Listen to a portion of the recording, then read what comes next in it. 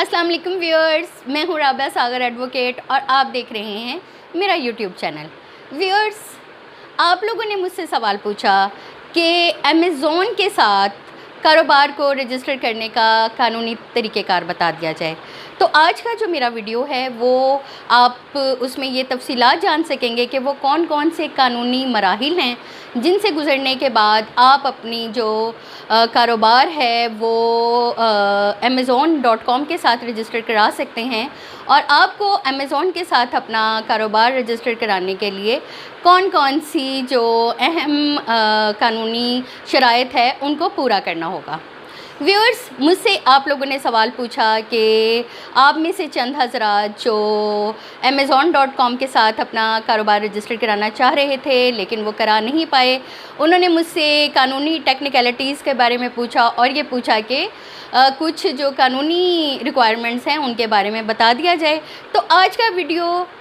तमाम अपने व्यूअर्स के लिए ख़ास तौर पे इसीलिए रिकॉर्ड कर रही हूँ ताकि इस सवाल के तवज्जुह से जितने भी पाकिस्तान में छोटे बिज़नेसमैन हैं जो कि अपना कारोबार अमेज़ॉन इंटरनेशनल के साथ रजिस्टर करना चाहते हैं उनको मैं पूरा तरीक़ेकार बता दूँ।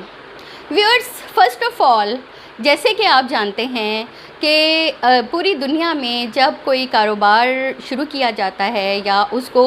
इंटरनेशनल बनाया जाता है तो उसकी जो कानूनी कार्रवाई है उसको जो रिक्वायरमेंट्स हैं, डॉक्यूमेंट्स हैं, रजिस्ट्रेशन है उसको मुकम्मल करना ज़रूरी होता है।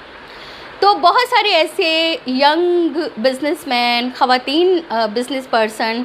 और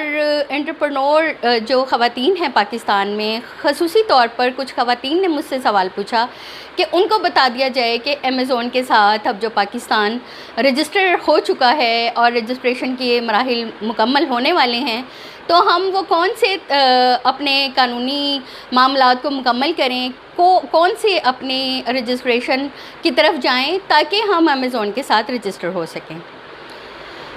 तो व्यूअर्स, सबसे पहले जब भी आप amazon.com के साथ रजिस्टर होना चाहेंगे तो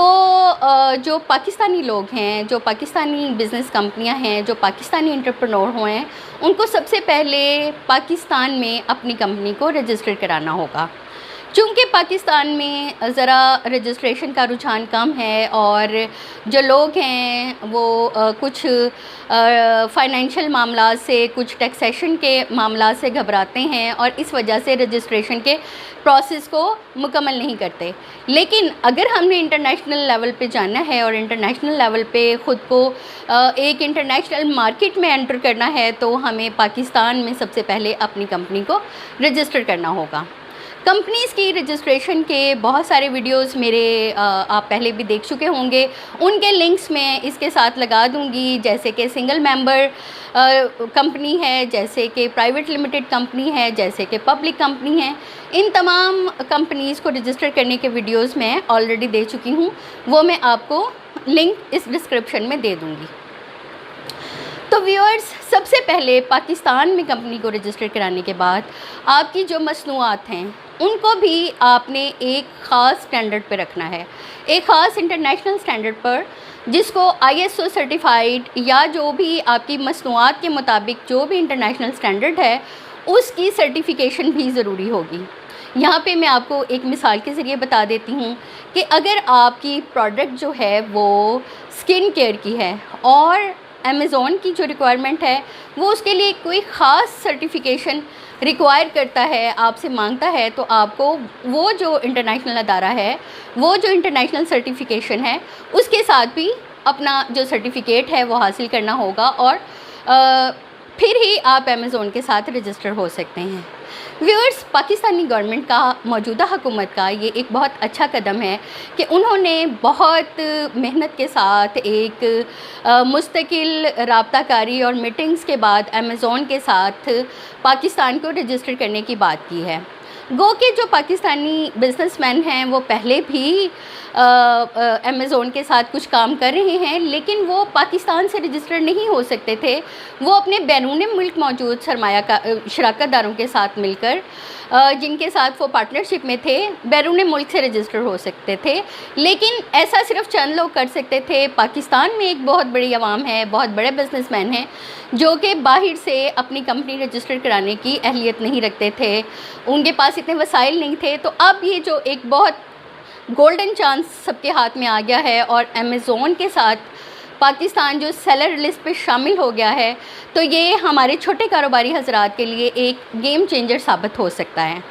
ویورز، اس کے ساتھ ساتھ جو امیزون ہے